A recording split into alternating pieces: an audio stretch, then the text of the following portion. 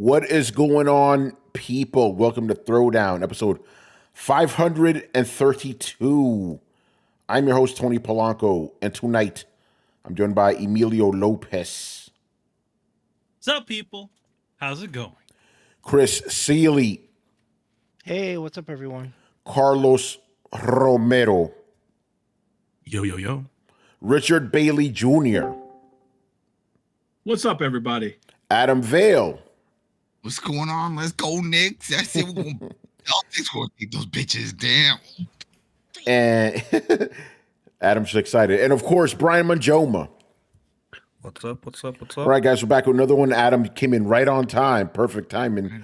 But yeah, unfortunately, we don't really have anything to talk about tonight. Nothing happened in gaming, man. Very boring week, which is what I would have said if we were recording this last night. Woo!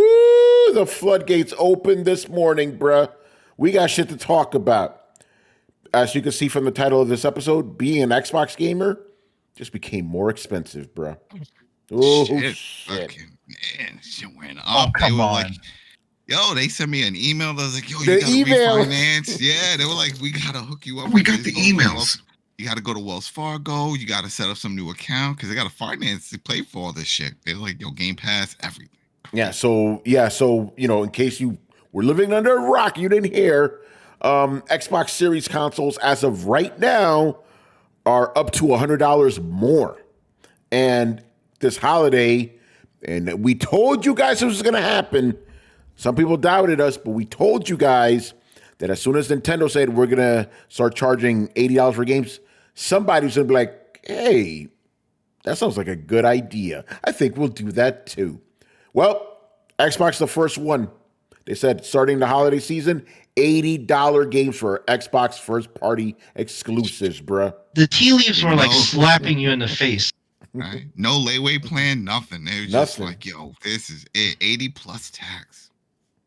Crazy, man. So yeah, let's get into it, man. Manny, you were having some interesting thoughts before the show. You want to share some of that? Well, I mean, the thing about a lot of this, and what really sucks, like if let's say for the sake of conversation, I hate to get political, but the U.S. government somehow figures out how to get all of this stuff, squared away. Obviously, they put these tariffs on these things to essentially get people, essentially threaten them with these tariffs to get people, the different countries to be on the, to get to the bargaining table, using essentially the American people as a bargaining posture. But let's say that something does come out of it.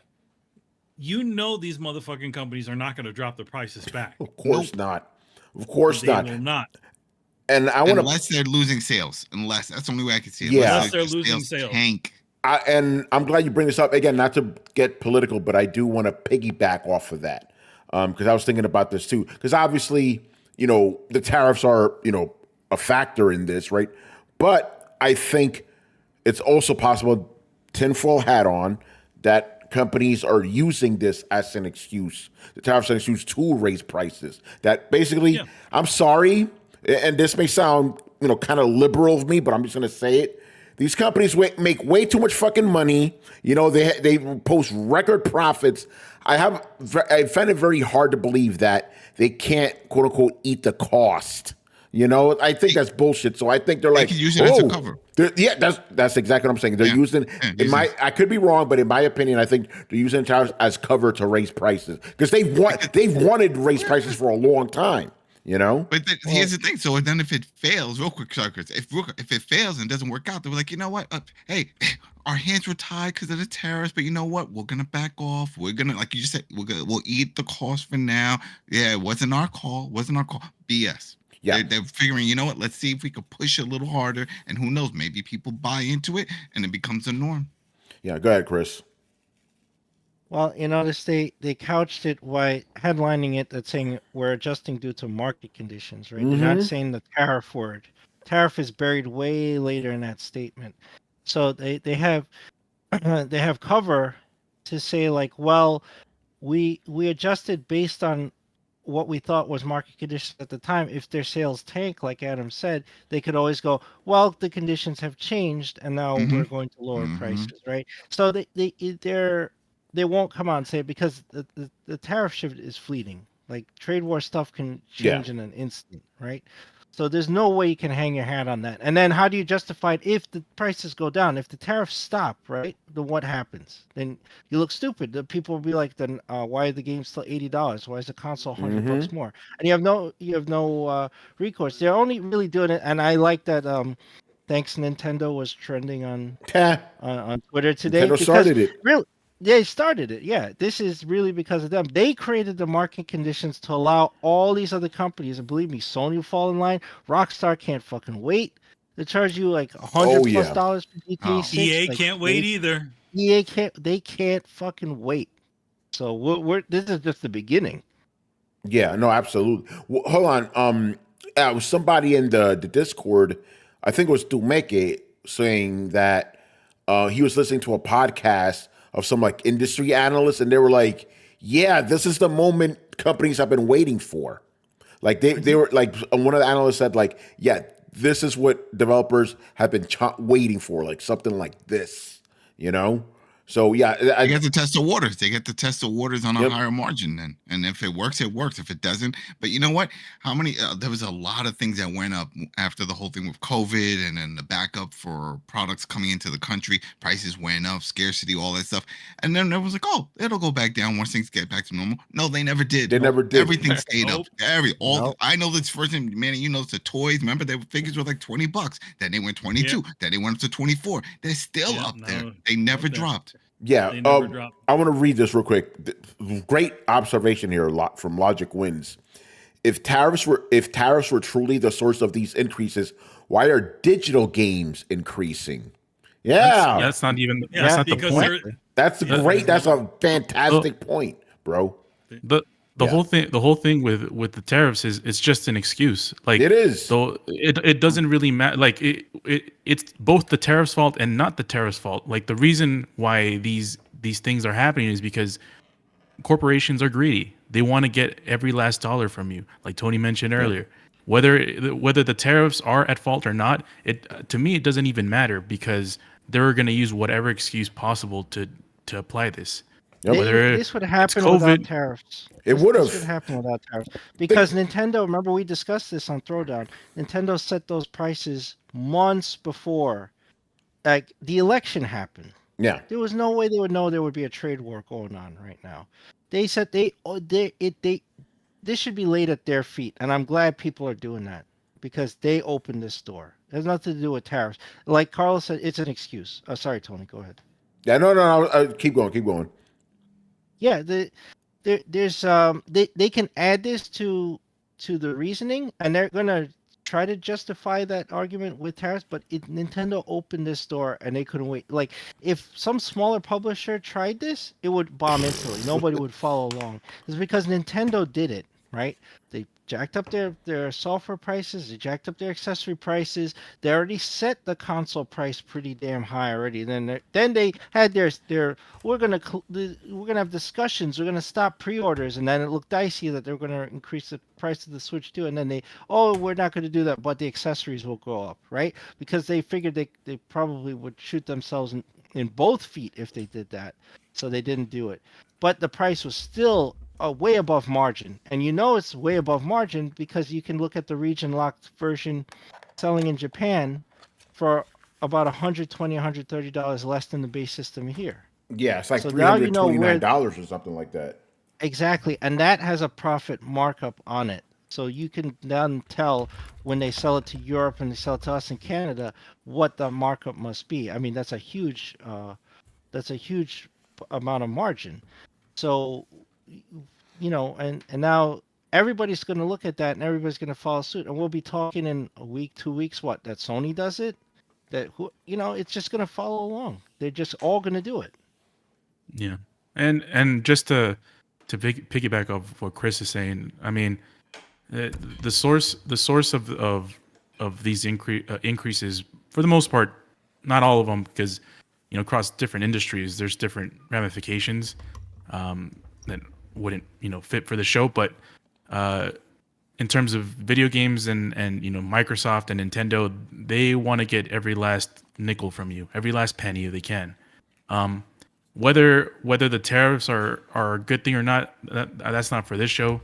But regardless of whether, and I talked about this, years ago, during COVID, I said they're gonna use the COVID excuse. They got a built-in excuse, and they're gonna be using it for years. And what happened, like 2 weeks ago? A developer said that their movie, or not, a director. The said Borderlands movie fucking failed. director. Yeah, the Borderlands director. Bruh, fuck out of here. And Carlos, just to bring it back a little bit, the first company that we saw, because we've never seen price hikes on tech. Correct me if I'm wrong. We've never seen price hikes on technology where you didn't get some kind of upgrade for it. First time I remember seeing that, everybody's like, yo, what the fuck? Was with the Oculus. Remember that shit during the COVID? They were like, oh, we because of the market conditions, we had to raise the price, And then after that, other companies like, oh, let's do that too. Raising the price on a product that already exists for no reason, So so basically, just to prove your point that they were going to do this one way or another. First we had COVID, now we got the fucking tariffs as an excuse. Let's be honest here. And notice, by the way, also notice. Yep. By the way, also notice that it is all publicly trading companies that are doing these things. Yeah, because they want to keep the fucking stock price up. They want to always give that thing that they're always making more money than they were the previous year. Yeah, that goes to my other point. That's I'm like, I don't believe you guys are hurting for money that you need to raise the prices. They're doing it because they know they have an excuse, and this isn't just for gaming. I mean, we see this for everything out there, but they use a different word for it. They call it competitive pricing, right? Whenever you see these commercials for cars or furniture, hey, we got great sales at competitive prices. Like, what do you mean competitive? Yeah. It means whatever they're charging is what we're going to charge you. There you go. And I'm sure there's some pressure on that too. So look, let's say Microsoft didn't do any of this stuff. They got a new big game. I don't know what it is. Let's say Doom, for example. Let's say Doom. Doom's coming out, and then it's at the $70 price. And then Phil gets an interview, and they start talking about, like, hey, how come you didn't jump like Nintendo? I mean, they're saying their first parties are worth 80. You're saying yours isn't worth 80? It brings that whole discussion. So then it's sort of like coaching them, like pushing them, like, come on, man, you want to do it, you want to do it. So then they just said, yeah, F it, let's just do it, let's see what happens. Yeah. Game Pass. I saw I'll talk about that in a bit, but I saw this one tweet. It's a good point. They were like, yo, imagine during this holiday season they bring down the price of the Xbox, like, oh, look at this great deal. But it's like, no, that's what it used to cost. Yeah. That's going to happen. Bait and switch. We see it all the time. Bait and switch. They'll raise the price and then they lower it all for a limited time. Yeah, for a limited time, 20% off. Was like, but that was the original price. Yo, it's crazy what they're doing right now, man. So yeah, Rich, what are your thoughts, bro? He loves it.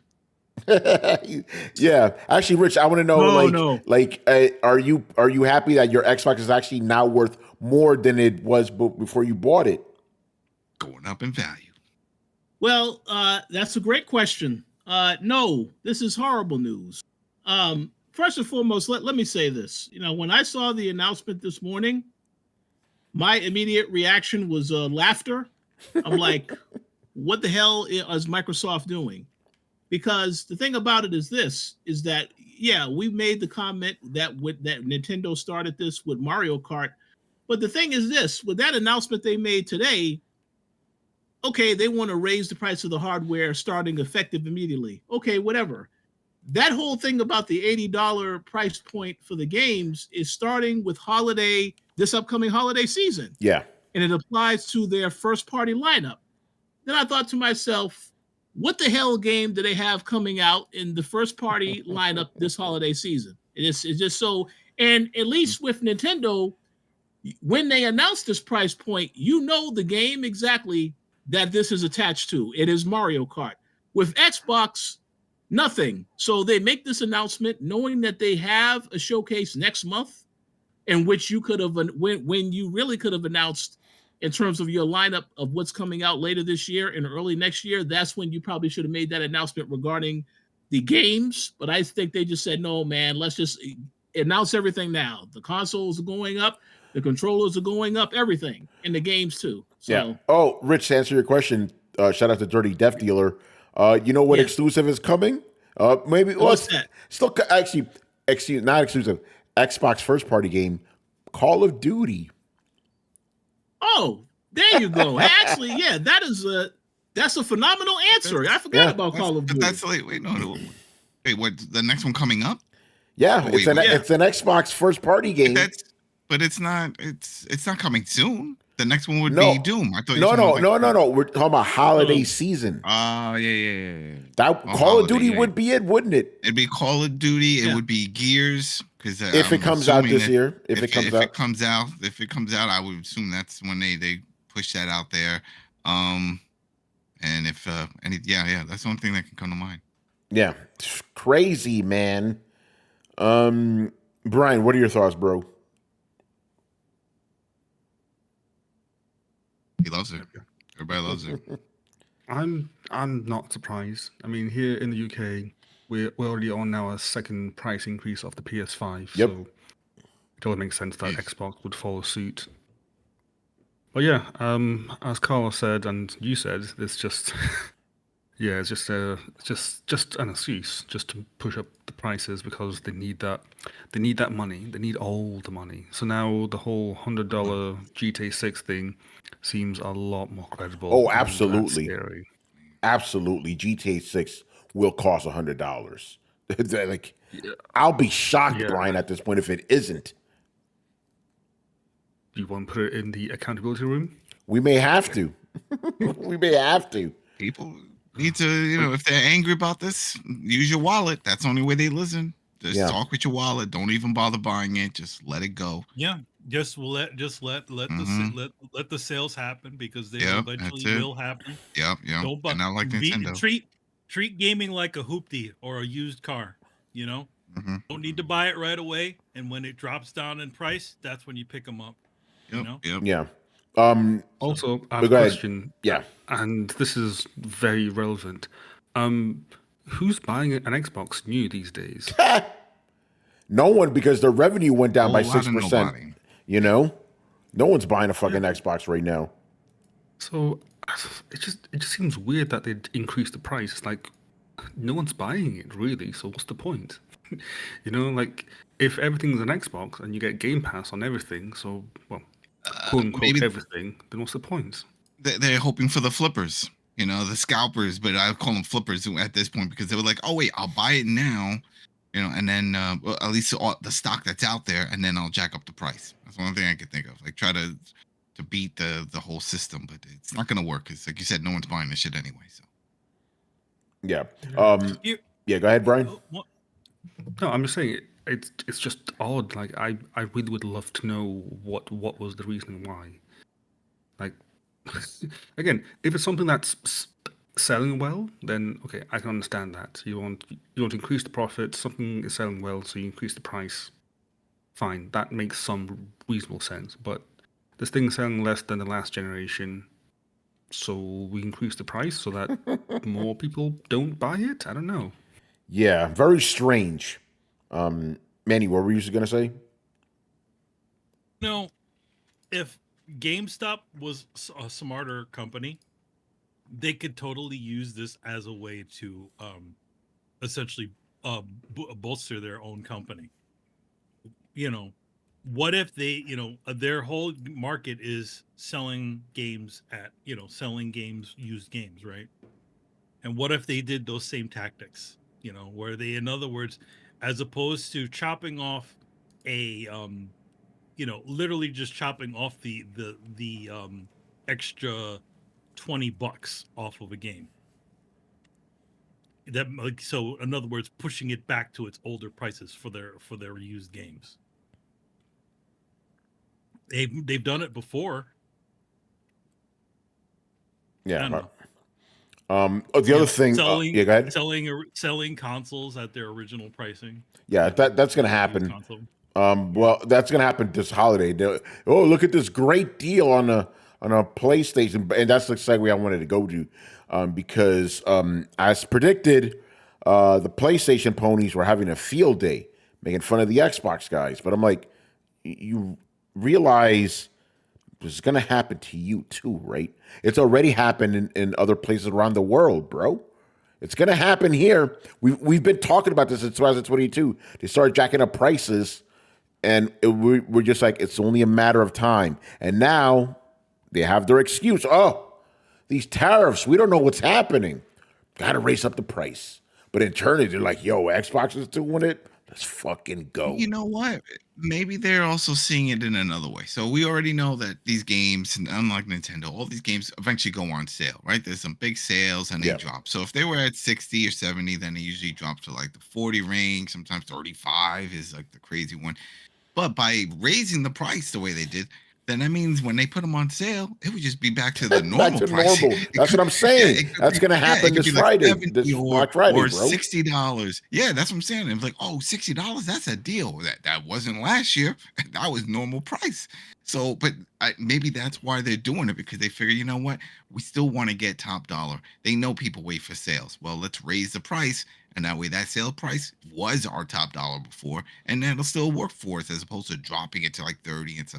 Man, we talked about it with the Guardians of the Galaxy game. That was an awesome game. A few months though, nobody was buying it because of all the other stuff going on.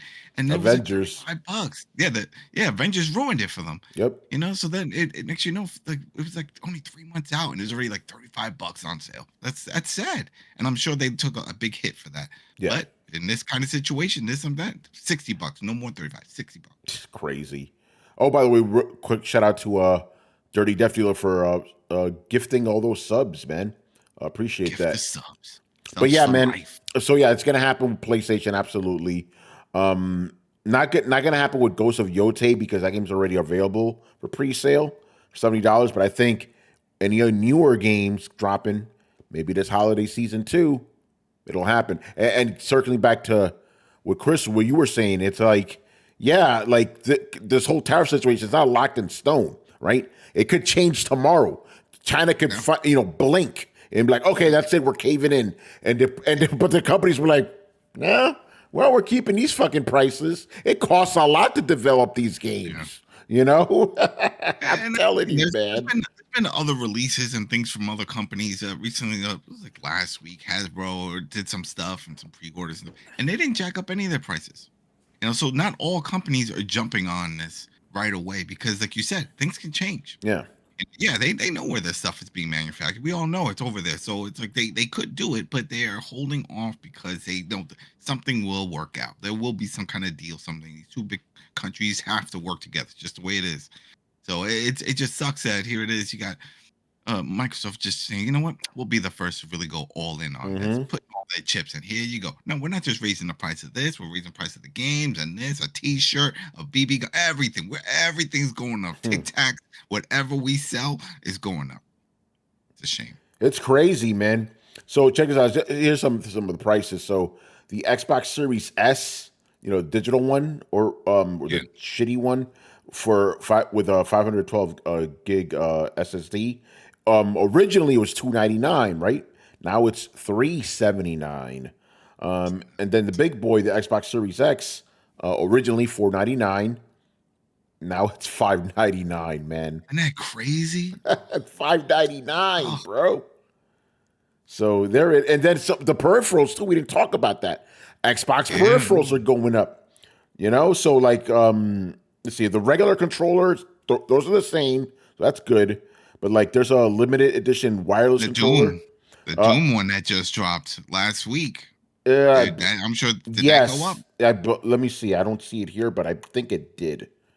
I don't see it. It's a limited edition by any chance? Yeah, it's a limited edition. Yeah, limited edition. It's on Amazon now. You can $10 more. See, there you go. Yeah, the controller, the Xbox Elite controller, $20 more. Now it's $200. Bro, this is gaming right now, man. This is gaming right now. I don't know, man. Like, yeah, don't buy games at launch. No. That's it. Just wait for sales, bro. Yeah. But like you said, Adam, even the sales is going to be normal price. Yeah, that's what they're going to say. That's how they're going to get you. Yeah, I don't know, man. Anyway, any more thoughts on this? I do wonder how this is going to affect those prices on other platforms. So, for example, like Forza Horizon 6 on PC, will that also get a price increase? And also, Yeah. eventually, Forza Horizon 6 on PS whatever, will that also be an increase? Man. Yeah. Again, they're probably like, Wizard licking their chops like, oh man, we're gonna charge so much money, and these stupid gamers will buy it. They're thinking that. And I'm even on my Twitter, Bryce, I saw some people going, well, it's just what we have to pay. Like, you can just say No, you no, don't. right? No, yeah, exactly. But this is You what don't happened have to last pay. time. $70. Oh well, that's it. $70 games. Everybody went along with it. Same shit's about to happen again. Because the same people that are complaining, they're going to buy the fucking games anyway. Yeah, but I mean, we talked about it. That it didn't sell well. The $70 just really never caught on. It's still people waiting for sales. They're not selling record numbers like they used to. People are holding back on it. So I think 80. Like again, remember they said their first party. Okay, that's first party. But what about all the other third party companies out there? We talked about like EA and Ubisoft, and can they even think about doing that and jumping up on 80? We'll see, Especially man. like Ubisoft, how they're hurting with all this stuff. Fuck, they better not do that. They can't afford to do that. Nobody's buying that shit now. It's like, yeah, we're gonna jack it up, and then they'll come. Bro, how you gonna raise the price of a console no one's buying, man? That's the crazy part. That's a shareholder thing. That's the way I see it. It was like, you know what? They're gonna push for it. We'll do it for a little bit and show them. It's like, yeah, no. Yeah. All right. Yeah. So go ahead, Rich. One final comment to make. I just want to say, on behalf of the Throwdown, I cannot wait to hear Mr. Tony Polanco and Carlos Romero's review of Mario Kart on Nintendo Switch 2, where I will specifically ask you both, is this game worth $80? So I can't wait for that discussion. Yes. There you go. Lucas Matthias here. The value of Xbox Game Pass Ultimate represents about 5% of the monthly amount of money a person gain, considering minimum wage per month in Brazil. This is ridiculously expensive. Yeah, I mean, I'm pretty sure they're going to jack up the price of Game Pass as well. Well, they just recently did that, so they got to give it some time. Go. They did that last year, remember? Then once the whole Call of Duty. Remember when the Call of Duty launched this version? That's right. They jacked it up. Yep. Mm-hmm. Shit is crazy, man. Yeah. All right. Let's move on. Some more bad news in the industry. Say goodbye to effectively. They're not gone, but effectively you could kiss Polygon and Giant Bomb goodbye. So two different kind of situations here. So, Polygon was sold to, what's the name of that? They got sold to this fucking content farm fucking company and shit. Like Comic Book News or whatever. They own that. The thing is that same company bought DualShockers way back in the day. Yeah, they also own The Gamer. They own The Gamer. Yeah. And so basically a bunch of Polygon people, they literally tweet out this morning like, oh, I guess I don't have a job anymore. Like they didn't fucking know. That's always the most fucked up shit, isn't it? So they're basically going to be turned into a content farm site. Go ahead, Adam. I was going to say, remember I feel like maybe 8 years ago, some of the members of Giant Bomb, because Giant Bomb got bought by another company, and then some of the founding guys left and they started their own. I forgot what it was called. It had like a rocket ship taking off, some icon. But they left because they knew. I think only one guy stayed. One of the OGs stayed on for it. But everybody else, they bounced. So they said the writing was on the wall. They were being controlled. There's a lot of things they couldn't do, and paid things were to their liking. And like, it's time to go on their own. I'll look it up. I'll find out the name. Yeah. Well, the thing. I mean, and this is. And you kind of know why this is sort of happening, and to be honest, it's been a slow death for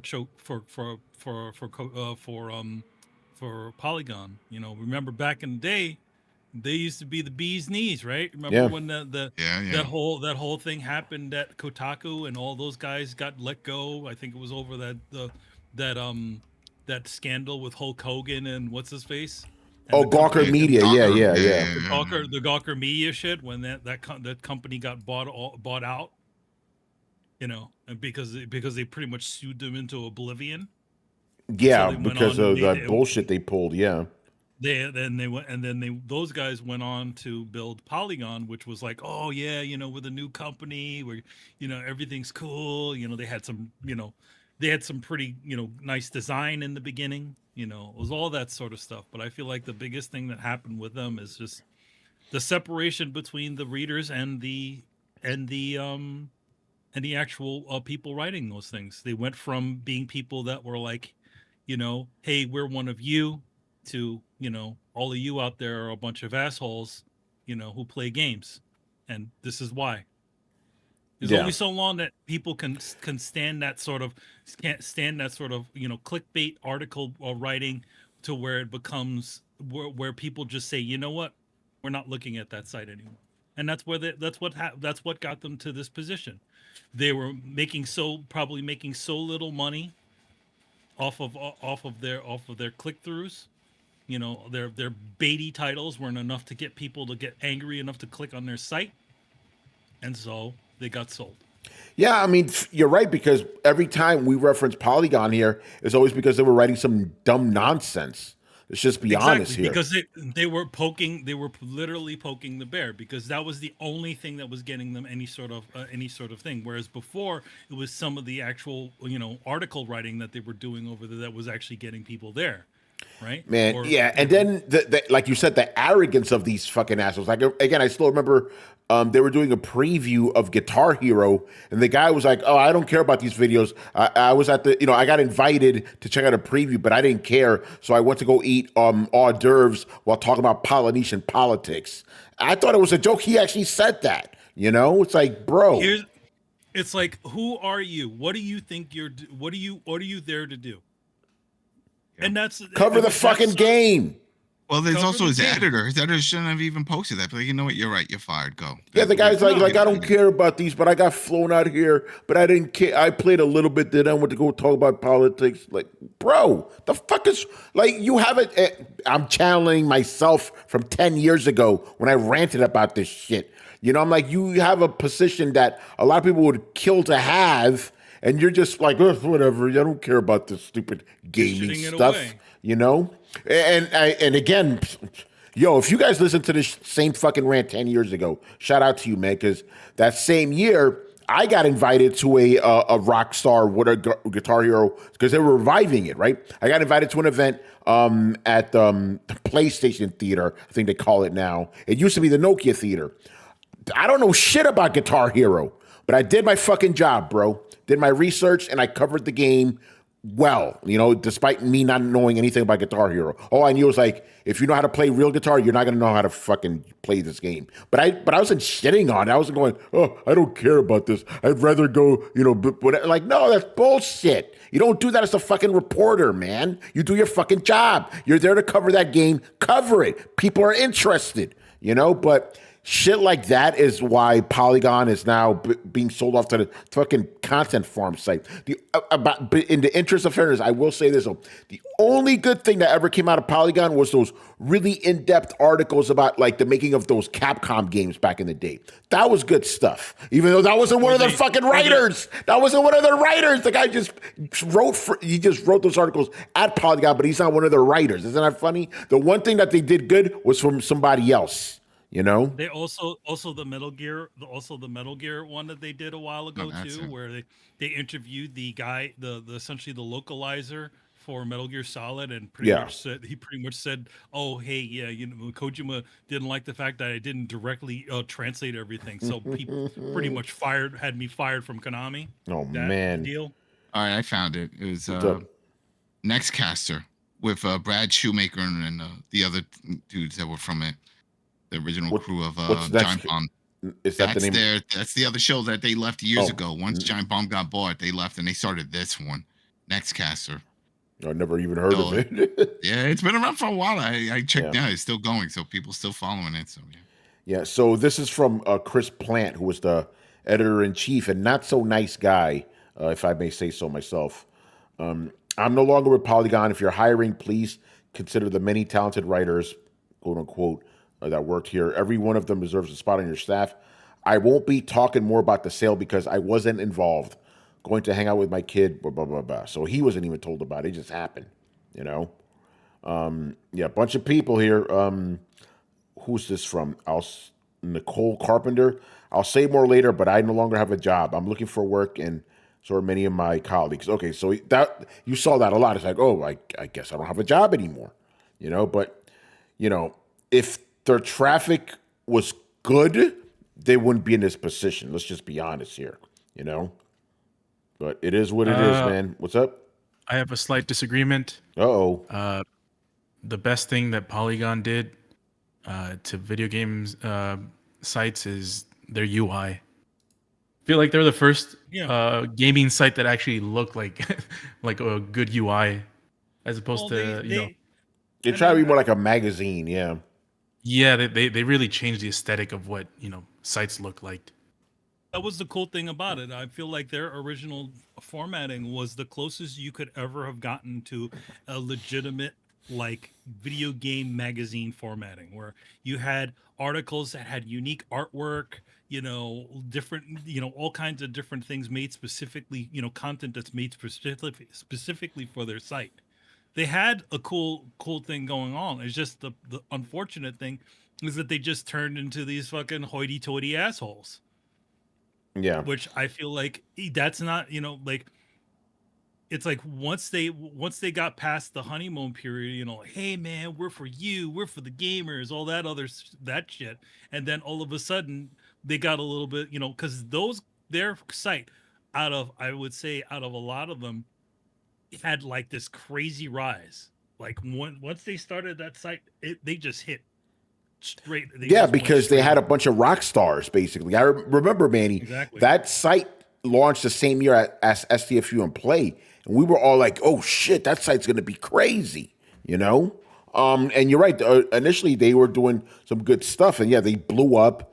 But then we started noticing some shit, especially the following year when we went to E3 and we tried to talk to some of these guys, and we were like, they were too good for us. If you remember that. It's like, okay, Brian Crescente was the only one. Cool dude. Every time, like he was always very like cordial and stuff, but the other guys, No. Yeah, man. We saw them outside of the shows and stuff like that, like out of the things, and they just sort of like piss you off. Like you just like piss off, like you plebes, get out of my way. Yeah, and then obviously, the year after that, Gamergate blew up, and they were among one of the sites. I was like, "Fuck gamers! You don't need to write to gamers. Write to some modern audiences." I don't know, but they were just saying gamers are dead. Don't write about them. Trash, bro. And now they're getting bought by Valnet of all sites, man. Valnet is not good. I want to read this part. Ironically enough, this is also from Polygon. In a report earlier this year by The Wrap, many former contributors accused Valnet's current media holdings of being exploitative content mills. And here's a quote. In journalism, there are really bad jobs, and then there's a place like Valnet. Damn, son. It's one of the worst places that I've ever worked at, and it's probably one of the worst journalism publications I've ever seen. That is from a Collider contributor. Yeah, I mean, you see the sites that are under them, but just content farm bullshit, like DualShockers got fucked up by Valnet, I can say that now because they got sold twice. Like I can say what the fuck I want, because obviously when the first site that bought DualShockers bought them, I was like, let me keep professionalism and stuff. But the second one, Valnet, I'm like, okay, yeah, the DualShockers. And they paid their writers shit, bro. Like $20 an article if they were lucky, like it's not good.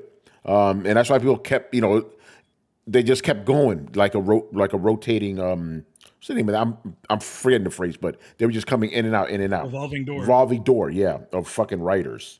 Arguably, let me read this. This is interesting. Arguably, even more demoralizing is Vox Media decision to sell a lauded games website. Okay, yeah, they're just talking about how Vox just decided, because they're the ones that own Polygon, they just sold them without telling anybody. You know, but again, if you're not bringing in money, this is what happens. Sell you off for pennies on the dollar, you know? Exactly. The thing is, again, if you're there's only so long where you can insult your audience whether you don't continue to accept what you're putting out there. People, what gave birth to the rise of the influencer, the gaming influencer? It's an easy answer. Is because most of these publications started really ridiculing their audience. Yeah. Look at this bullshit, man. Who wrote this nonsense? Vox Media's lack of respect for Polygon's reputation in games media. That reputation wasn't good. Not among gamers, you know. Their reputation had already been lost the minute that they de-evolved into essentially mudslinging. Yeah. So again, like in the beginning, yeah, they were doing really good work. Everybody loved the stuff that they were doing. Yeah. But the moment that they started to turn their nose up at the regular person, that's the moment that they lost, and that's the reason why they got sold. Yeah. Because they couldn't make that money, and that's what's happening to a lot of these big companies. These so-called gaming sites, because none of them can generate enough to keep people there. You got to realize when you make these sites, and you essentially are creating a community, and that's how you get people to come back. That's how support happens. I'll tell you this: Greg Miller saw it. Yeah. He used the reputation that he essentially that he earned from IGN, being the regular guy, being the cool guy who did this stuff, and parlayed that into an influencership. He did it. Remember with that first thing where he had it for $1? It was like he had his own private. It was a Patreon or something. It was just for $1. Just sign up for $1, and he started seeing people were doing it. They were like, "Oh, if you do this, and let me start my own thing," and then he got kind of funny. Yeah, it's you go from the grassroots. You start at the beginning, you use the grassroots. But the thing is, I think what happens a lot of times is once they move out of that space, like, hey, you guys helped build this, you did this, we did it. Then you start to get too high on your horse. That's when people start to lose interest, and you see it that happens with influencers, right? Where they're so big that they lose the audience. The audience. Yeah. So this is what it says here. Giant Bomb content is currently on hold while Fandom, the company that owns them, engages in a, quote, strategic reset and realignment of our media brands. That's what they told Kotaku. So right now, Dan Rickert, and Rich's boy, Jeff Grubb, no longer with the company. They're out. Adam, what's so funny about Giant Bomb? They left GameSpot over that bullshit with Jeff Gerstmann. The Assassin's Creed. And no, it was not Assassin's Creed. It was an Ubisoft game. It was an Ubisoft. Why am I thinking? It was a co-op. It was Kane and Lynch. Thank you, Kane and Lynch. Oh, was it? Yeah. And then, ironically, GameSpot Fandom that owns GameSpot bought Giant Bomb. Bought them. Yeah. It's crazy. Yeah. Yeah. I used to listen to Giant Bomb all the time, and then they brought some of the guys from GameSpot, whatever show they had, and they brought them into Giant Bomb. And then it was around that time that some of the guys left and started their own thing. They're like, "Yeah, we're leaving. Yeah, we're done."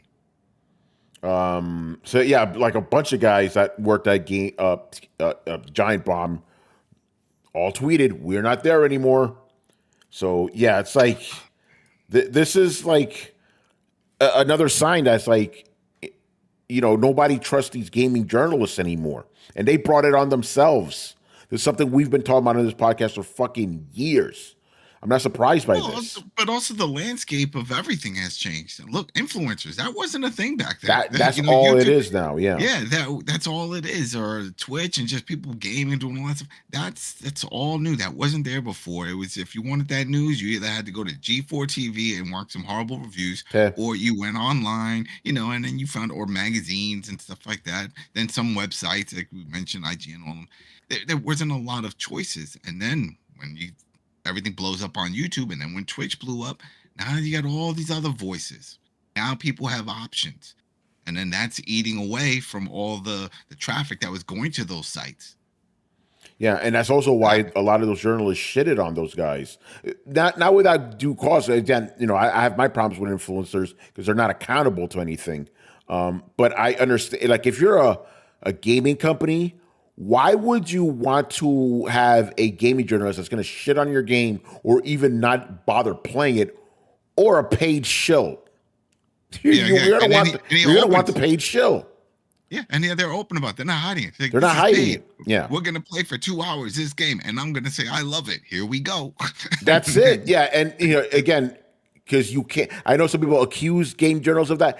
They can't do that. If they were to take a bribe or something, they'd be fired. The company would be under scrutiny. With an influencer, it's just another day that ends in Y. Yeah, Like, and then I think it was around 2017, 2018, this is when I started noticing the shift when it comes to media.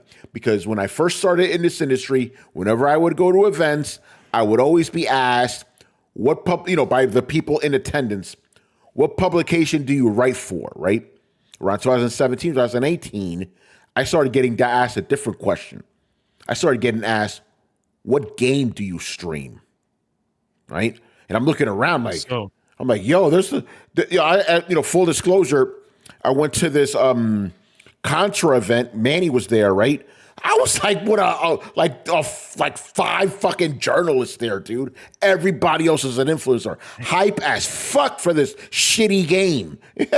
So again, why would a company want a guy like me who's going to scrutinize, who's going to be honest, instead of these hype dudes like, this game's great, they flew me to Seattle, Thank you for the trip, Konami, but I'm not going to lie about your fucking game, Go ahead. I have a reasoning to why you were asked a different question. You said originally you were asked like what publication you were. What website? Right? What website do I write for? What website? Yeah. And you told him to shut the fuck up and play. So there's like, I'm not gonna ask him that again. Yeah. Nah, man. I always didn't say the full name of it. And remember, I was only at SFU play for like a year. After that, Dual Shockers, Coalition.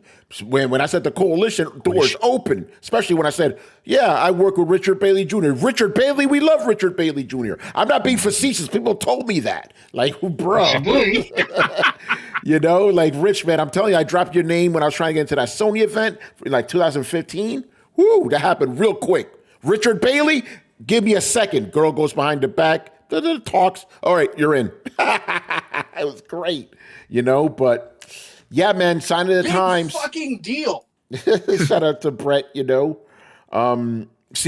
changing, and who's left? Like and even IGN, like I still think a lot of people left. But I think what's keeping them afloat is all the deals they have with all these other things. Like they're not just covering games; they're covering all this other shit, But they're like one of the last ones around for the big guys, Like bro.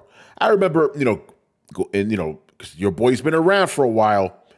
When I first started in this industry, people would ask me, how do I get into game journalism? And I would just tell them my journey, right?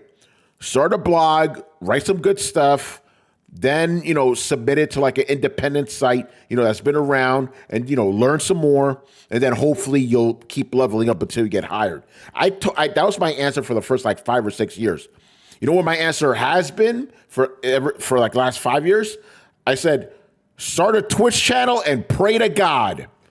That's how you get into game journalism now. The websites are fucking dead, for gaming. Dead. That's why everyone has a YouTube now. Yeah, exactly. Everybody has a YouTube. I say, start Twitch, go YouTube, and pray to whatever God you worship. Because you're probably not going to make it either. Actually, my real answer should be, how do I get into game journalism? Don't. That should be my fucking answer. Don't do it. There's no. Why do you think I left game journalism? I went to tech because there's no fucking money in game journalism, bro. Imagine if I would have got hired by one of these fucking websites. I'd be done. Done. I remember during COVID, fucking Game Informer was looking for hire people, and I was thinking about it, and I kind of pulled back at the last minute, and look what happened to Game Informer. They wanted. I know they came back, but it's so fucking unstable, Barry Burton, please stream our mobile slop and share in the play to win waterfall of money. Who would say no? Yeah, that's what these influencers do. You know, peddling bullshit like what's that? Raid Shadow Legends or some bullshit. You know, it's tough out there, man. Yeah, World of Tanks, all that shit. Oh man, Rich, what are your thoughts on Giant Bomb and Polygon? Of effectively, you know, they're not going away, but they're not going to be what they used to be. Well, this is a slow burn before they are gone effectively. Yeah, it is unfortunate. I was a fan of Giant Bomb, you know, so I'm, you know, I definitely understand what that means.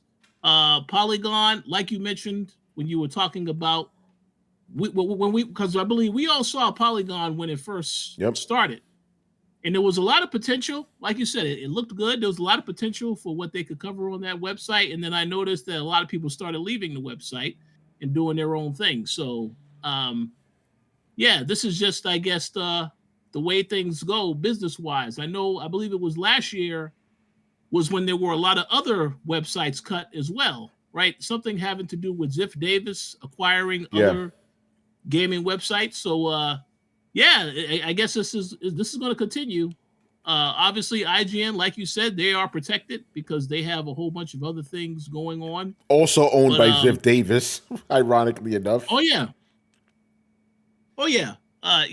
But it's definitely going to continue. Unfortunately, I will say one thing though. I'm glad that the coalition.com has never had any of these issues. This is good. You know. Yeah, we operate on our own, so that's one benefit to having something that you can operate and no one is telling you what to do. So I like that. You're not the boss of me. Yeah, one of the one of the shining beacons in the dark of the gaming industry, the coalition. You know, real game journalism, no bullshit. You know, gotta put a new slogan at the bottom. It's like coalition outlasting everybody. That's it. We outlasted everybody. Yeah, man, coalition's been around for a minute. You outlasted Polygon. You know, shit is crazy, bro. All right, man. Let's move up. I was gonna say we could talk about Xbox revenue. I guess we could quickly do that. They had their financials, the earnings report. Let me see if they do this. Gaming revenue grew 5%, up 6% CC. Hey, Chris, what does that mean? You should probably be doing this, not me. Sorry,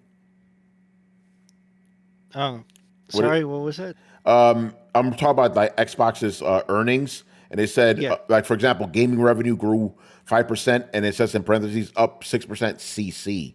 I don't know what the CC stands for. I'm not sure. Yeah. All right. So, you know, we'll look it up later. Xbox content and services revenue grew, I'm guessing that's Game Pass, grew 8%. That's up 9%. Driven by growth in Game Pass, Call of Duty, and Minecraft. Xbox hardware revenue down 6%. So, you know, games are selling, consoles are not. basically they're gonna sell like hotcakes with this new price. That's it. Like, listen, I didn't want to buy that shit at $3. Go ahead, Chris. No, sorry. It stands for constant currency. Okay. So they do the percentage based on maybe the U.S. dollar, so they don't have to worry about exchange rates across markets. But you don't need to say that if your report is in one currency. So it's kind of weird that they said that. That is interesting. But that's what it stands for, CC, constant currency. Constant currency. Yeah, I've never seen that one. Like CC, like in an email. What the fuck are you talking about? Oh man. So yeah, it's kind of the same story. When last time we reported on this, game sales up, consoles down. But yeah, Adam, like this was a joke I was going to make. Like, listen, man, I don't want to buy a console for $500, $600. I'll buy it now, man. Yeah, I'll buy it. I get that. This has to be the butter console. Like, it's more valuable. I mean, it's we like see Bitcoin is just going to keep. It's like, you know, well, I mean, Carlos, the Xbox did that. Its value went up. There you go. Isn't that insane? like think about it. You know how people like erroneously say this console's an investment. No, it's not. It's not an investment. The value's not going to go up. It fucking did now. My dumbass sold that shit last year. Damn, Carlos, you could have been making money right now, bro. I could have been making millions. You know, fuck. And millions. And millions. Oh man. Speaking about millions, Segway Kings. Expedition 33, man, has sold 1 million copies. Not 1 million players have played it. 1 million copies shipped, bro. Numbers. This is the shit I'm talking about. And again, like we talked about, this was a team of like 30 people. And I found this out today. The game apparently cost like $10 million to make. Damn, that's This really good. is a sign to like think about it like this. You put this side by side with Assassin's Creed Shadows, a game that cost $200 million to develop. This shit looks more legit. You know, it looks more AAA. Well, you know, the thing about it is though, if you're smart with what you're using, you can definitely do these things. A 30 person team is capable of doing this, especially also not to mention they probably also did outsource things to different companies to essentially bolster what they do. Now, these are things that smaller companies can do to essentially maximize it. Again, granted, a 5 year development cycle, but very smart, a smart design. Yep. Well, You know? I'll say two things about this. One, I hope they don't sell out. Yeah. Because the one thing that Microsoft and these other companies don't need is a small to mid sized development studio making profits like this. Because that completely blows away their narrative that they need more money and bigger budgets to bring AAA experiences, right? That's the whole reason this last report. That's what they're saying, right? Oh, we need more money, right? Why do you need more money? These guys did it for way less money and still made a AAA experience. And it's selling well. So, what's your excuse? They can't have that. So I'm worried that, these guys are going to get an offer from someone, from Microsoft, from another studio, EA, buy them out. I hope they don't sell out because we need more guys like this. We need more AA, single. We need smaller studios making new experiences and trying different things. So I really hope they don't get bought out. Yeah, no, I agree with that because like this is it's showing the industry that it can be done. You know, this is almost like the Godzilla -1 situation. That movie was $15 million, man. You know, and it looked better than some Hollywood movies do now. I mean, it's not like there wasn't any doubt that a company can do it. That's what Ninja Theory was going at it as too. That they were trying to essentially prove that they can make a AAA quality looking title, but at a middle A to low budget, cost. Yeah, and look what happened with them. They sold out, unfortunately. You know, they sold out and they got bought by Microsoft. But I mean, in a normal situation, that was what they were out to do. Yeah. But yeah, hopefully these guys keep your independence, guys. You're doing well. You're doing well so far. You know, Concord just need another month. That fucking, you want to talk about slop? You know. So yeah, good on them. And people seem to really enjoy the game. Rich, I know you had nothing but praise for it. You want to give us an update on what you think of it? Oh yeah. Well, let me just say this. I know our very good friend Carlos has also been playing this game. I unfortunately haven't had too much time to play it so far this week because my schedule has been a little busy. Uh-oh. But I still stand by what I said, because obviously we're going into the weekend, so I'm sure I will be playing this a lot more this weekend, including some other stuff. But I still stand by what I said. The game is phenomenal. The music is phenomenal. Yeah, there's a lot to say about the game, but it's we'll definitely say more in the future. But I'm glad to see the studio was successful. Hopefully, like you guys said, they're not tempted to if they receive some huge offer, they aren't tempted to accept that offer, and they can continue doing what they're doing on their own terms. Yeah. Yeah. Carlos, have you got any further in the game? Yeah, I played a little bit this week. Last weekdays. Yeah, it's a great game, man. I'm really liking it. I feel like I mean this has a shot to maybe even surpass Monster Hunter Wilds. Damn, it's like that. Crazy. Yeah, Whoa. it's really good. That's high praise. It's just really everything about the game is solid. The story is good. The combat is great. The style is awesome. The graphics are good. So yeah, everything about the game has just been top notch. They even got little French names and stuff. So they pronounce them in French. Yeah, even in English. So keeping to the roots. Yeah, I'm like maybe 4 or 5 hours in, and can't wait to keep playing. I'm probably gonna put in a boatload of hours this weekend.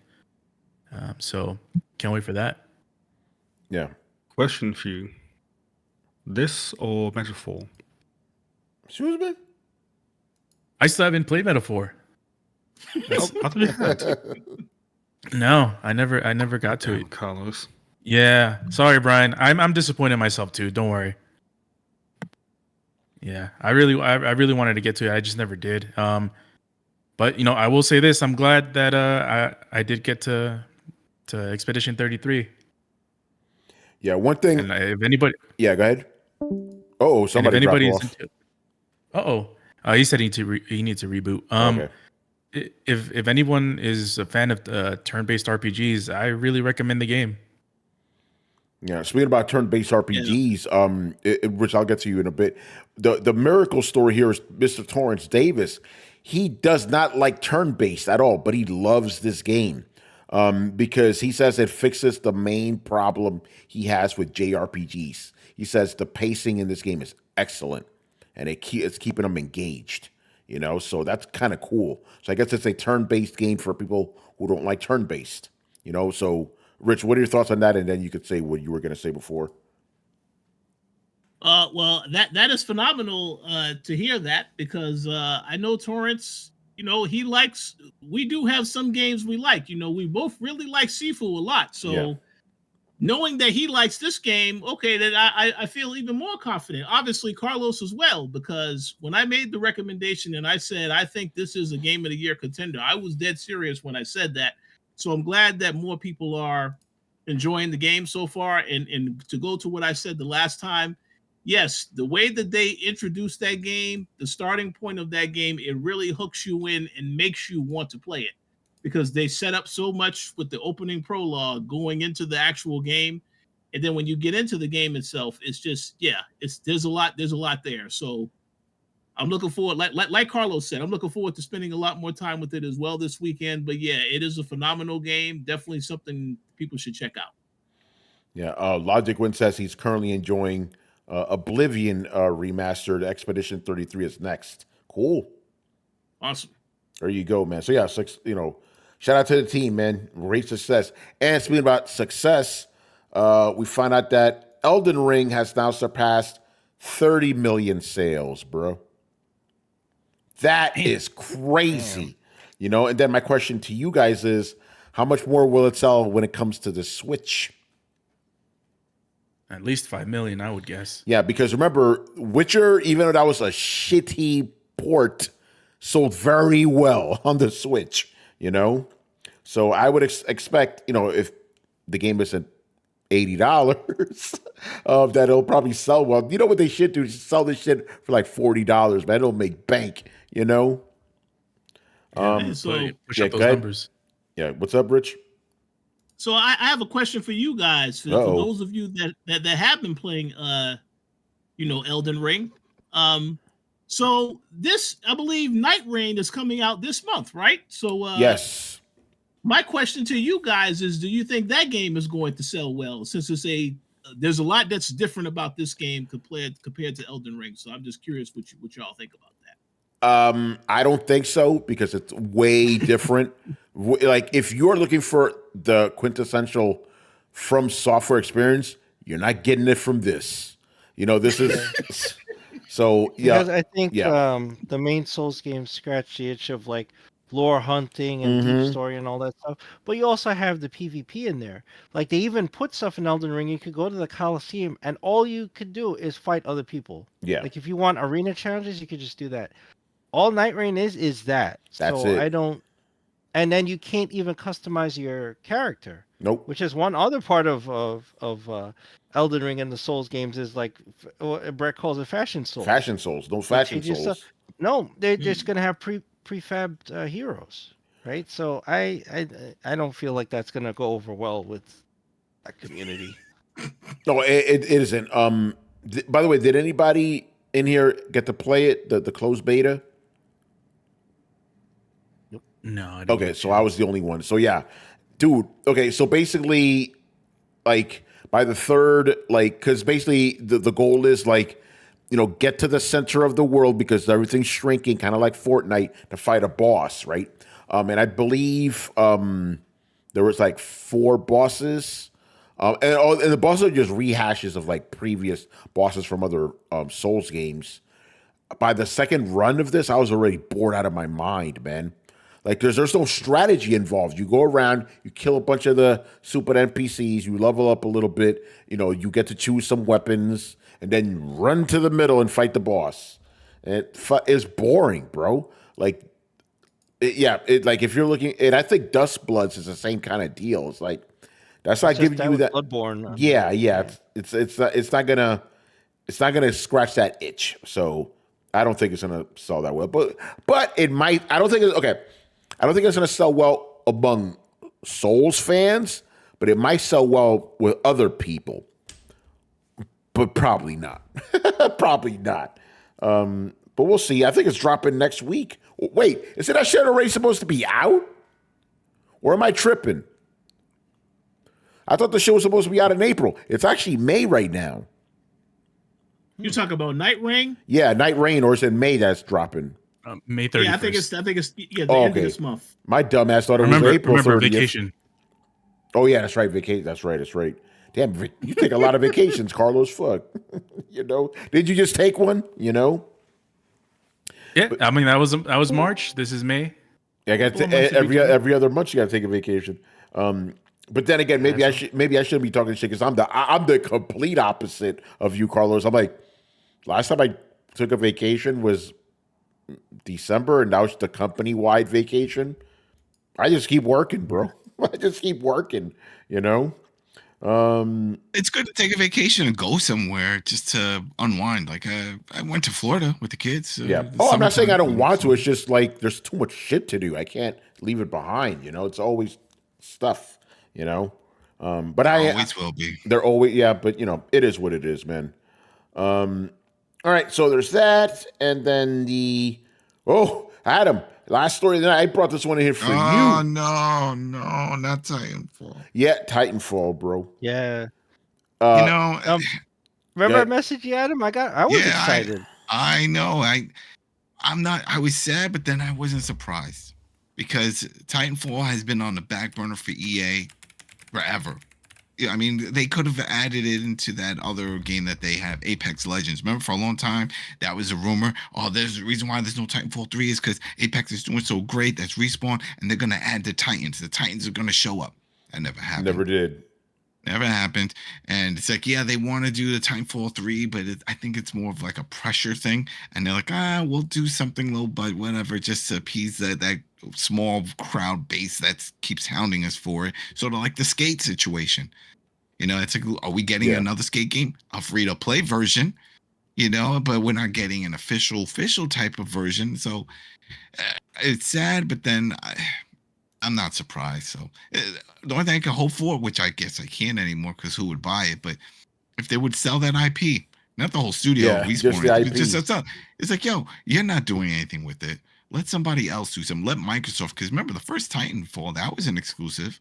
on Xbox. That was a whole thing, and that did pretty well. And still, Titanfall 2 is still kicking ass. If you go on Steam, the servers are still up. People still Torrance playing it. plays it every night, man. There you go. He plays it every night. So I don't get it. It's just money, or I don't know how much it would cost to work on something like that, or hell, just pull a Nintendo and just keep adding content to an old. No. What? No, because I'll be honest. I just read the headline. I didn't read deeper into this. Do you know what kind of game this is supposed to be? Yes, Free to totally play? found out. I just. Do you know, Adam? Was it free to play? No, it's supposed to be an extraction shooter. Oh no, I didn't know they were going to go in that route. I thought they were just going to go the route of the free to play model. Maybe we dodged a bullet. Yeah, maybe it's a good thing it was canceled. Fuck. Yeah, You know? No. No, we're not It's talking about sad. Lucha Underground, Barry. Oh, I miss Lucha Underground. Lucha Underground for life. Well- Bring them well, back. Lucha- Monster Matanza. Lucha Underground is now on WWE. And MLW went back to that arena, the Aztec Arena. I think it's this weekend or maybe last weekend. I know they either going back or they already went back to the Azteca. So that should be cool. Yeah. I'll read just real quick. So EA has laid off between 300 and 400 people, including 100 at a Respawn, and the cancellation of an unannounced Titanfall game. So again, keep canceling them. Okay, so the canned Titanfall game, codenamed R7, was reportedly an extraction shooter set in the mech meets parkour franchise. Bloomberg, the guys who reported it, said that it wasn't close to release, and Respawn's statement that it canceled, it was too early incubation projects. All right. But yeah, so I think we dodged a bullet here, guys. Yeah. Because if they just made it some bullshit extraction shooter, fuck that, you know? But it's sad. It's like, why can't you just give people Titanfall 3? You know? Well, that is a phenomenal question, Tony. Yeah. I don't know what's going on with Titanfall 3, but hey, look at the bright side. You guys will get more Star Wars games, such as another Star Wars Jedi game and the game they just announced, I think it was the last weekend at Star Wars Celebration. So there you go.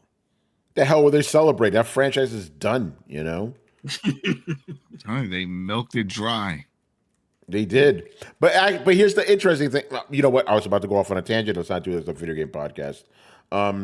Yeah, so very upsetting news. Obviously, it's not good that people got laid off as well. The bleeding continues.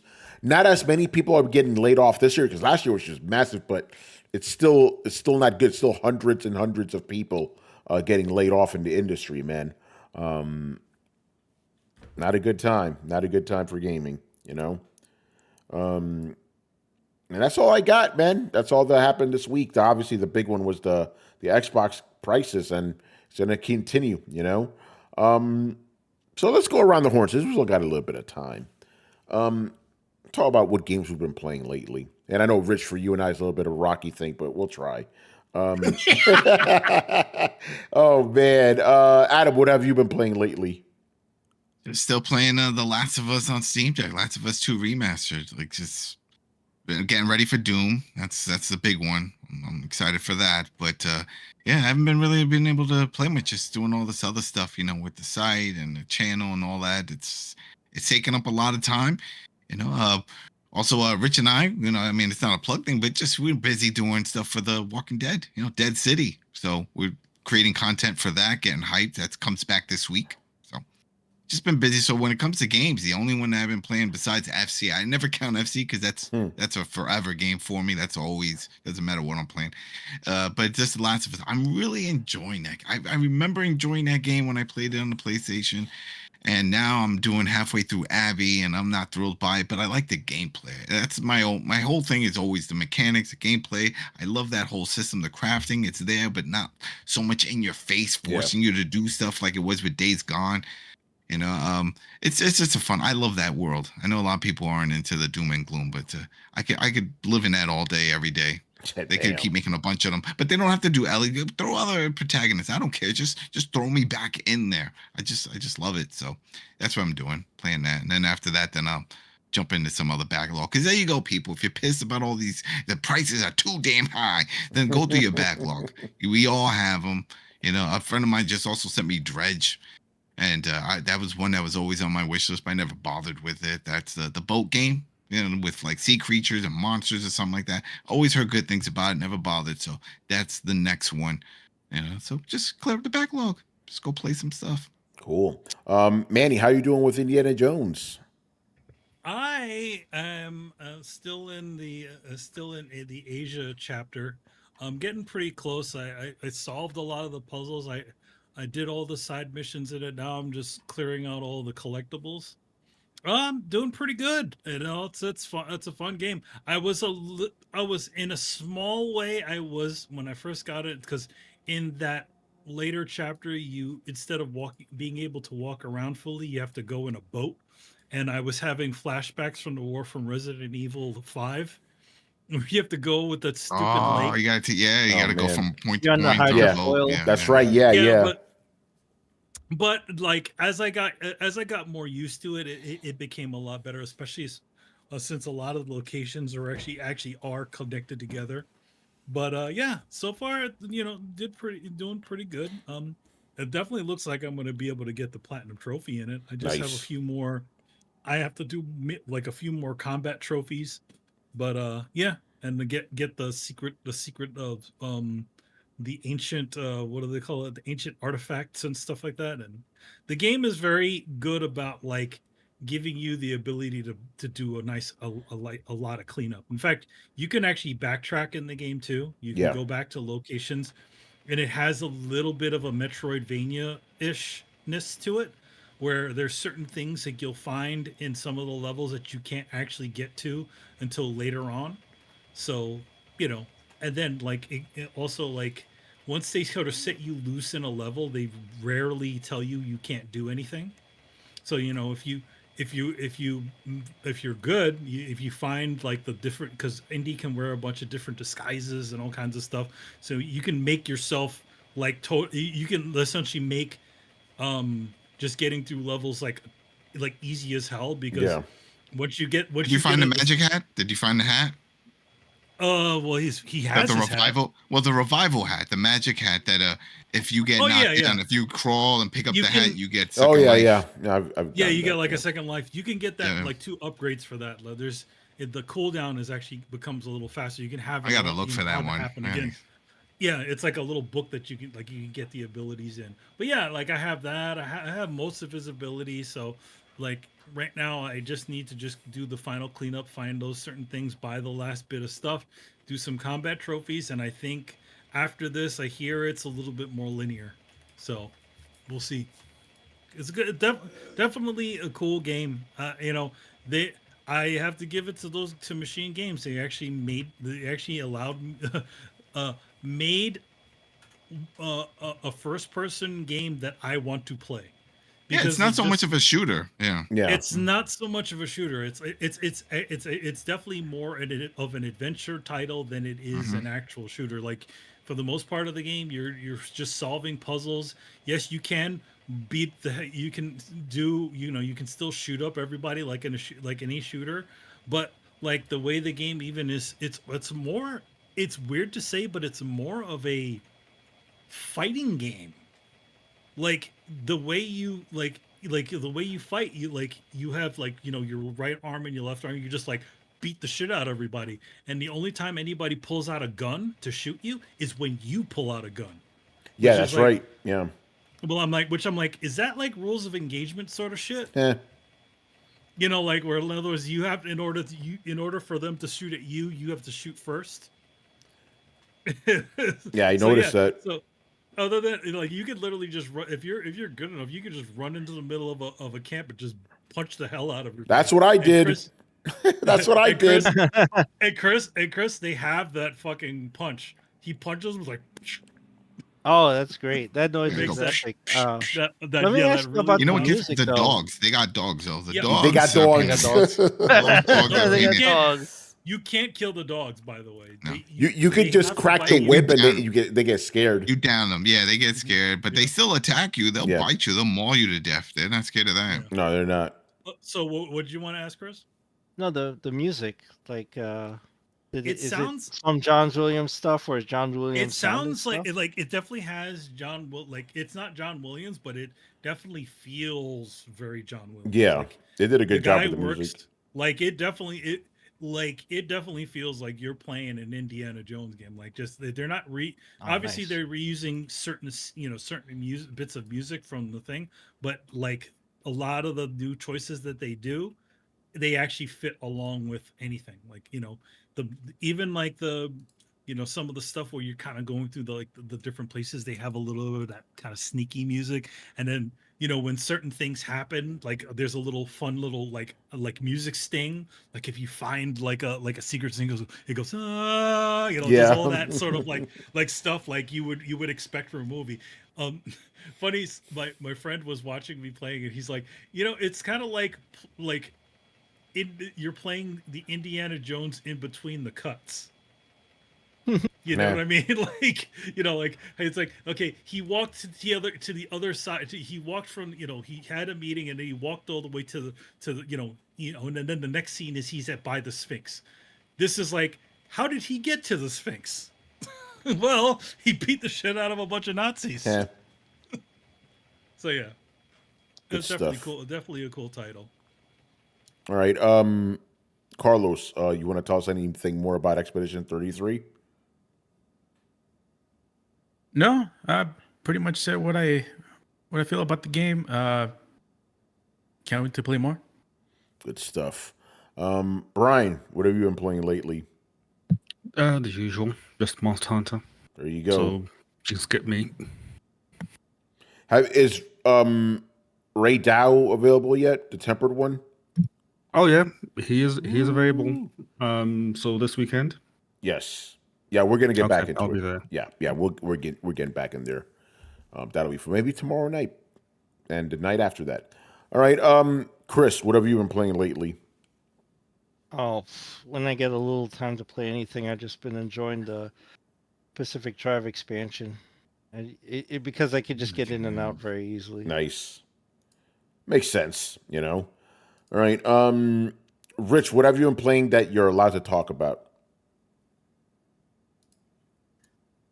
So definitely Expedition 33 still. Oh,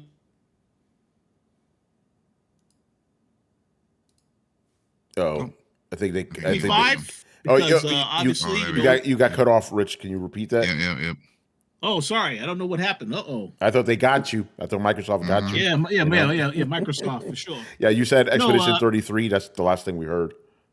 Yeah, so Expedition 33, I did go back to WWE 2K25 because there have been a few returns to, the main roster. So clearly I wanted to update my universe mode and try out some stuff in there. So enjoying that. I gotta get the what's the status Alistair Black. I remind you, I'll probably do it this weekend. Yeah, that I do recommend that. And outside of that, some other stuff that I will be playing soon that I obviously can't talk about, but I can talk about it in the future. So stay tuned. Yep, pretty much. I'm definitely expecting a game very soon that we'll talk about. But yeah, I've been playing the Capcom Fighting Collection, and again, it's weird because like I'm allowed to talk about 6 out of the 8 games. I'm like, why can't I just talk about all of them? But it is what it is. Yeah, the main one I've been focusing on this week has been Capcom versus SNK 1. Again, beautiful game. Love the presentation. The sprites, the backgrounds are really cool. And I like because in the game you could either play in Capcom style or SNK style. But what's fun is if you select Capcom style, all the characters are drawn in Capcom style. And if you pick SNK, all the characters are in SNK art style. So it's like regardless of where they're from. So that's really cool. And then I learned this crazy. Apparently in this game, I don't know about the second one, but in this game, if you see an SNK character drawn in a Capcom style, it's actually not a Capcom artist. It's an SNK artist mimicking a Capcom artist and vice versa. like, that's kind of interesting. Like, that's why it explains why some of the drawings look close, but not close enough, you know? And I also really like the music in the game. It definitely has, because the whole vibe of the game is like, oh, this is the new millennium, and it has that kind of electronic / sci-fi feel to it. It fits this game pretty well, but better than the music from, Marvel vs. Capcom 2. I'm like, what the fuck? So I really enjoy that. And just playing the game, even though I never played this one originally, it takes me back to that old Dreamcast era, Like, these are the type of games I ran on it. And it's all Naomi, obviously. I'm about to talk about Power. Yeah, Plasma Sword. I played some of that. That very sci-fi game as well. Really fun. Yeah, I could talk about Project Justice. That's a really cool game. Very Japanese game. Like, they were not making that game for a Western audience. It's just everybody has names you can't pronounce. I like the artwork in between. Kind of reminds me of and because it's probably the same artist. The Phoenix Wright games. Really good stuff. Oh, I could talk about Power Stone 2. I still don't like it. I didn't like it back then. I don't like it now. Game is too fucking chaotic. Do not like it. Ironically enough, Power Stone 1 is one of the games I can't talk about. But I liked it before, so I suspect I'll like it again. Wink, wink. Oh, yeah, I can't talk about Capcom Fighting Evolution. Let's just, yeah, we'll talk about that later on, But yeah, I will be taking a break from that because I'm expecting another game that I can't talk about, the Drive, soon, but we'll tell you guys about it next week. It's going to be good stuff. And that's going to do it for us, man. Another week in the books here. So let's start plugging some stuff. Manny, you got anything? Yep, out in the streets right now is The Power Company by DC. That is a power company of artists, Car Randolph, myself, and a bunch of others putting out this cool book for your enjoyment. So, yep, it's out at the comic stores right now or on any sort of comic app that you have. That is DC shit. Hey. So, yeah. Right. Adam, what's going on with the TV terminal? We're still covering The Last of Us. That's still going. And you know what? And I was waiting. I was like, I'm curious to see the numbers. Just in general. I mean, we don't get it from HBO just because, it's a big death. Usually after a big death, people flip out and cancel the show. I stop watching. I hate that you killed her, blah, blah, blah, blah. But we don't know. But at least according to the numbers that I have, it actually went up from a lot of platforms. People still tuning in. I guess they still care about the show and Ellie as a character because it's all going to be about her going forward. That's it. But anyway, doing that. Mobland, still going with that. That's a great show with Tom Hardy. And then we're getting ready for Murderbot. That's the next one. But yeah, we got content coming up on that and some other projects that I'll talk about. Some stuff that coming up with Richard Bailey Jr. So yeah, we got all kinds of goodies. So yeah, the TV terminal on the UBTube. Good stuff. Right. And Rich, what's coming up on the Coalition this weekend? So this weekend is the return of the I Am Negan podcast. Oh, shit. Yes. Finally. Yes. Oof. Finally. Sunday night will be the premiere of season 2 of Dead City. So myself, Adam Vale, and Carlos Romero, we will have our review up at that time. So definitely check that out if you are a Walking Dead fan, and you can hear what we think about the season so far. And that will continue throughout the weeks ahead because I believe it's about 8 episodes the entire season. 6 or 8, one of those. Man, you know what, Rich? What we didn't bring up in the last recording, there's going to be some comparison with The Last of Us because they're both on at the same time. And people will be like, well, which is the better zombie type show? Well, we already know which one that is. Oh, yeah, absolutely. Yeah, you're 100% right. There will be comparisons. So looking forward to seeing what happens with that. Mm-hmm.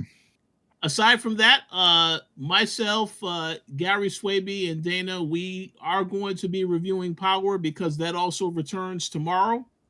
So if you are a Power fan, check that out on the website as well as the YouTube.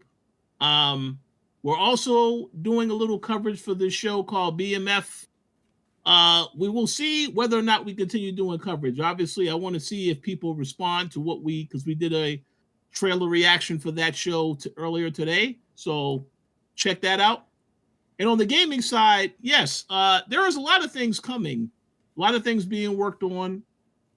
What I can say is, I think I've already announced this. I am going to Summer Game Fest in June, and I've already started getting a lot of very interesting things from that event. So just stay tuned for that in the future. I will definitely talk about that extensively on here.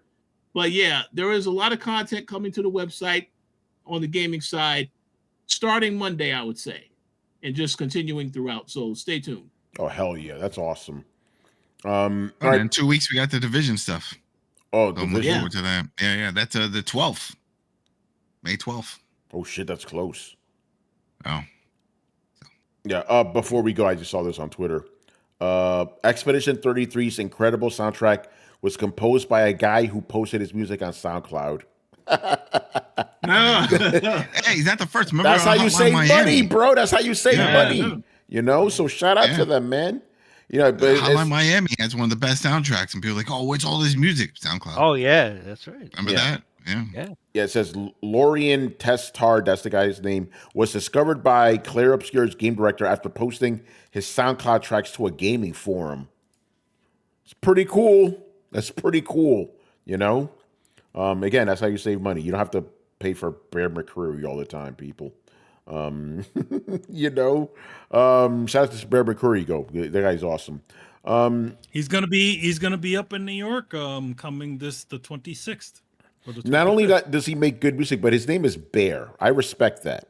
You know, it's like a guy called himself Lion or something. How does he spell it? Is it BARE, BEAR? Yeah, BEAR, like the animal. Yeah, like the animal. Okay, like the animal. Imagine the guy called himself like Lion or something. You know, that'd be crazy. There's a guy named Thundercat who's out there. There you go.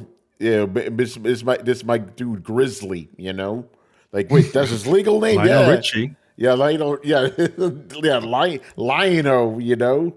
It seems like that's the only bear 100 men can take down. That's yo, those memes are crazy, man. All right, guys, we're out of here. So make sure you follow Throwdown on Twitch and Twitter. Subscribe to us on the YouTubes.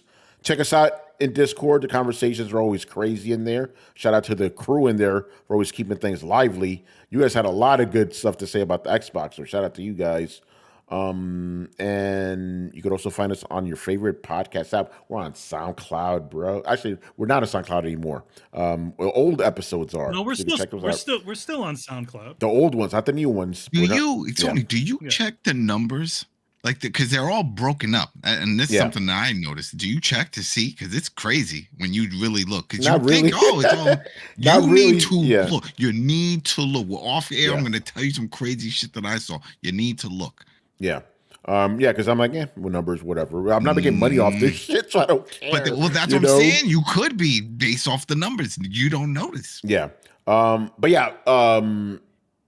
you threw me. Oh, Spotify, fucking, we're on Samsung. Like, we're all over the place, bro. And Adam's gonna tell me, all these numbers.